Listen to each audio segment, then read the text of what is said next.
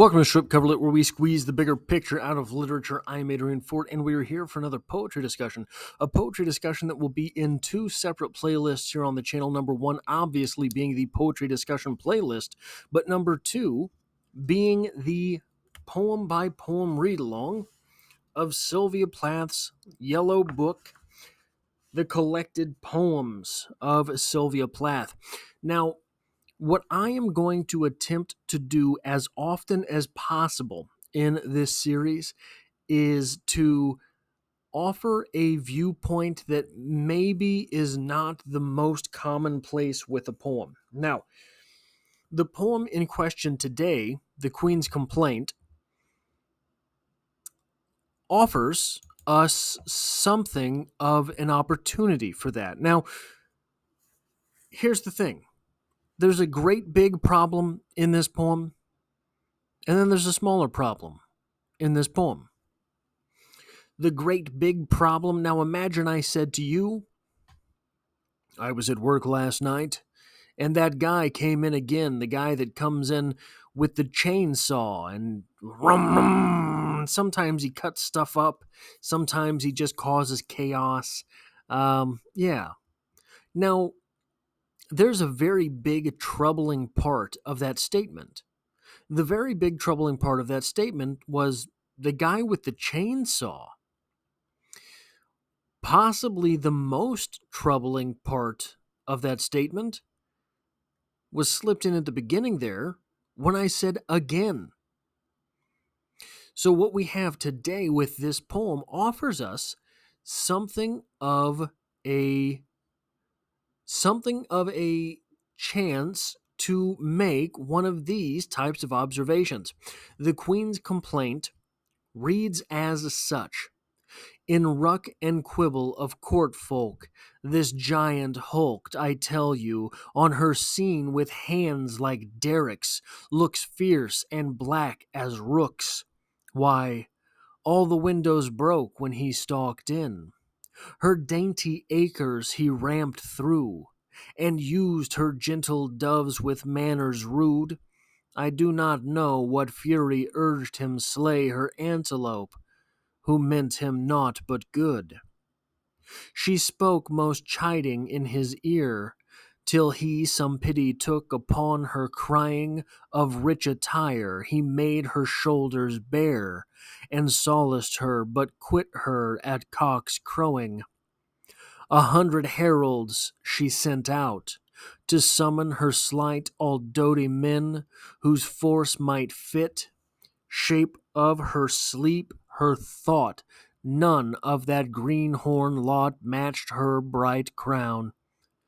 So she is come to this rare pass, whereby she treks in blood through sun and squall, and sings you thus, how sad, alas, it is to see my people shrunk so small, so small.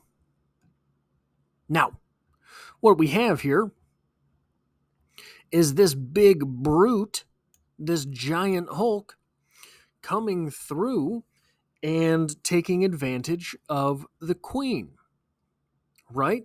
So that's the great big guy with the chainsaw at the beginning of the video with my little story about being at work last night and the guy came in again with the chainsaw. But this is a more quiet poem than to be simply about that guy. It's not. This poem is not about the giant and how he quit her when the cocks crow.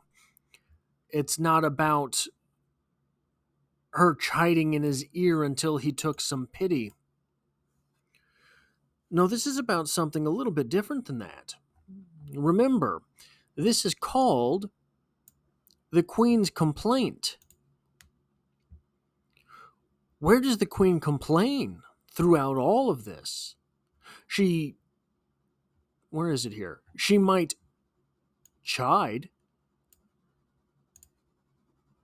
She might have her shoulders bare. She might send out all doty men. None of this is a complaint, is it? No. None of this is complaining. None of that is complaining at all. So let's go through the poem one more time. Since none of that is complaining, we have to figure out what this poem is actually about. In ruck and quibble of court folk, this giant hulked, I tell you, on her scene with hands like derricks, looks fierce and black as rooks. Why, all the windows broke when he stalked in. No complaining there. Her dainty acres rammed through, and used her gentle doves with manners rude. I do not know what fury urged him slay her antelope who meant him naught but good. There's bad stuff going on there. There's no complaining yet. The queen might not be happy with it, but she's not complaining about the giant hulking through. She spoke most chiding in his ear till he some pity took upon her crying. Of rich attire he made her shoulders bare, and solaced her, but quit her at cock's crowing. Still no complaints. 100 heralds she sent out to summon in her sleight all doughty men whose force might fit shape of her sleep. Her thought, none of that greenhorn lot matched her bright crown. There's anger here. There is attempt at retribution. There is attempt to get revenge. There's no complaint. So she is come to this rare pass, whereby she treks in blood through sun and squall, and sings you thus, how sad, alas, it is to see my people shrunk so small. So small. Well, that sounds like a complaint. That sounds like what our title is talking about. The Queen's complaint. The Queen's complaint is, how sad, alas, it is to see my people shrunk so small. So small. So, it is not the great big hulking beast that draws the complaint of the Queen, draws her ire, makes her angry, but seemingly not until he's gone. Not until he's gone. The complaint here is that her people, the Queen's, all the Queen's men, wouldn't put her back together again. All the Queen's men refused to go out and hunt that Hulk. That is the complaint. And since that is the quiet part of this poem, we get to ask the quieter questions thereafter. The Queen here is abandoned. Is she not? I guess she's still the Queen. I guess. We have no mention of the king. We have no mention of the actual ruling class. We have the court. What is it that has happened here? The Queen has been abandoned, or has she? Had the Queen ever any of this support? The Queen comes to this rare pass and finds herself alone. Had she always been alone?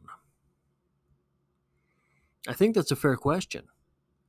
I think that is a question that someone so meticulous as Sylvia Plath would have probably planted in the poem, because we have right off the bat at the title this great big idea of complaint.